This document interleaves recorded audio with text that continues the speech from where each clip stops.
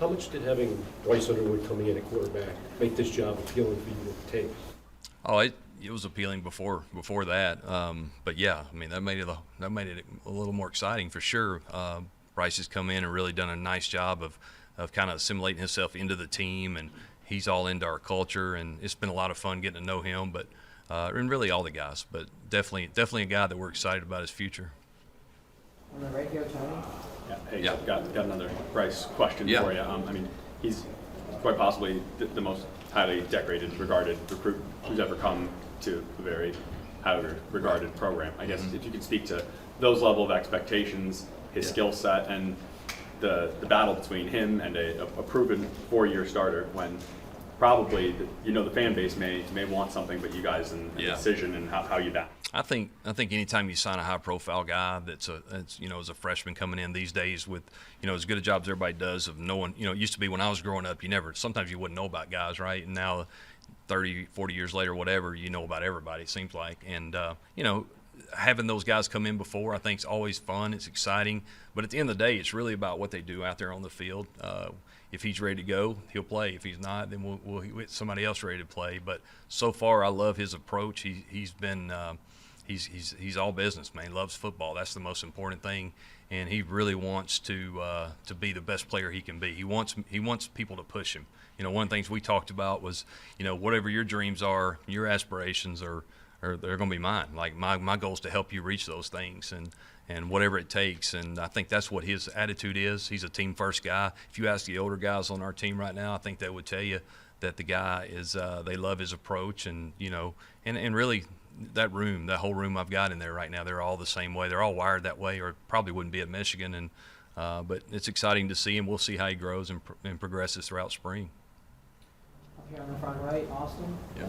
You haven't had a chance to evaluate Bryce and live action and pads and all Yeah. that, but just your sense of where he's at developmentally at this stage in his career, maybe relative to some other quarterbacks you've been around. Yeah, I'd say he's pretty advanced. I mean, I think he's, highly decorated and all that in high school, which a lot of them are. But his sheer physical side of who he is, he's 6'4" or whatever he is, 220 plus pounds. That all, some of those guys come in and they're really light or they're not developed yet, depending on their age. Some of them, nowadays they reclass up and down, right? And that used to never happen. I remember growing up when I was in the South, when I was growing up, like in the 90s, and nobody became the starting quarterback till they were like redshirt juniors, and they're like 20 or 21 years old, and it's just different now.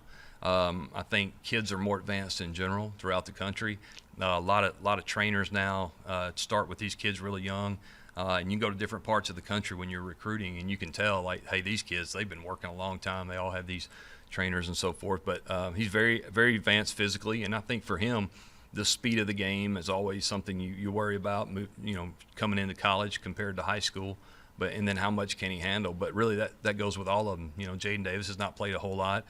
Mikey's here now, and he's got some experience, but not at this level here. So it's all going to be a lot of fun to kind of mix and match it and put them in those situations. I think our job this spring is to put those quarterbacks all in different positions and see how they react. Who handles things when it's a third down pressure day, who handles it the best. When it's a red zone day, who does what we're supposed to do, who can manage the huddle, who can connect with the team. And, at the end of the day, it's about who affects the other 10 guys the best. I think it's the guy that's going to play.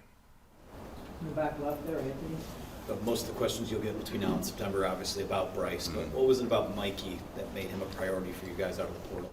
Yeah, I think having a previous relationship with Mikey, knowing how he was wired, I just thought he was the perfect fit for what we were looking for. And a guy that's, I think he's thrown for over 8,000 yards and completed a bunch of balls. And, I think that was important. We needed a guy that could come in that had a lot of experience. Davis got injured, so he's going to be out a while. Other than that, we didn't have a lot of experience. So it was important to get a guy that was experienced and a guy that wanted to be here and a guy that embraced coming here and, playing on this stage and was confident. Mikey's that. I think when you get to know him, he's highly competitive himself. And what I liked about him was having that previous relationship. Because sometimes, this portal window that they have now, recruiting's really sped up. You don't really get to know them like you do in a high school recruiting situation. So the one thing I always thought in this transfer portal, let's make sure we know as much as we can about these guys, and he was one we did, and he's played a lot and played at a high level, so excited he's here.